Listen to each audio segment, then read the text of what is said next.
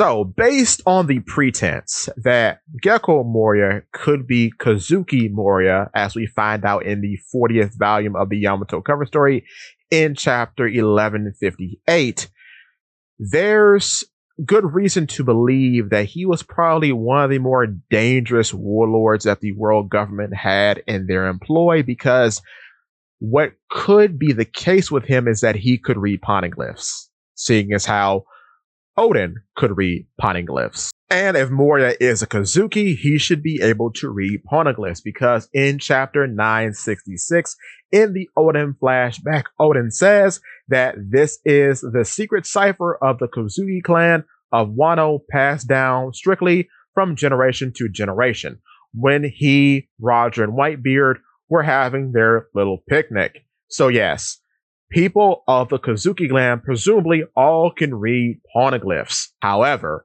this would make a lot of sense based on what happens in chapter 581, because Doflamingo, with a gang of pacifistas, corner Moria with the intent to strike him down. When Moria questions who sent him, perhaps Sengoku, Doflamingo says, nope, someone higher. So, someone high up in the government had him marked for death. And I think the reason why they have him marked for death is because, of course, we know that the government knows about Kazuki Odin, and they may know that he is a Kazuki as well. Therefore, he has forbidden knowledge. This could also be the reason why they turned a blind eye to his dealings in Thriller Bark, but they did send Bartholomew Kuma to check up on him based on what happened to Crocodile. So they want to make sure that he's a useful pawn, but they don't have much use for a pawn that has proven to be too weak. Therefore, if he's too weak, he becomes a liability, because then presumably anybody could just come to his hideout and snatch him up for his ability to read poneglyphs, which I believe actually ends up happening anyway, because we know after Moria escapes due to the powers of the clear fruit held by Absalom, we see him later in the post-time skip in which he raids Pirate Island in order to find Absalom.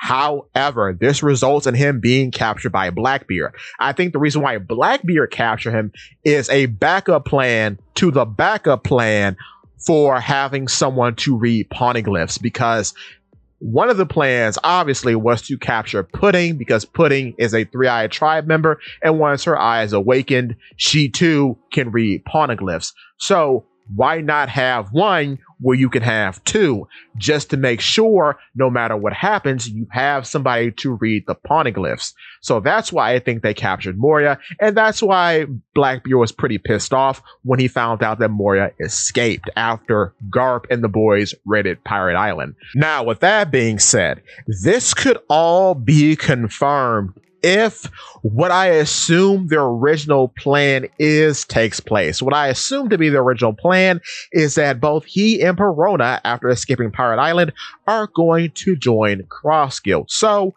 by them joining Cross Guild, now Buggy would be one step closer to being Pirate King, because he, much like Luffy, has somebody in his entourage who can read poneglyphs, presumably. This would be very interesting, because now with Gecko Moria in his employ, he would be on equal footing with Blackbeard and with Luffy, making him a real contender for the title, which is a very, very interesting thing to possibly happen. I also think, like I've said in so many videos, that I do think that Thriller Bark would be the new official base of Cross Guild.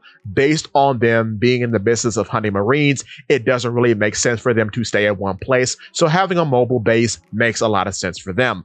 But with that being said, give me your thoughts and tell your friends about Polypede Exit.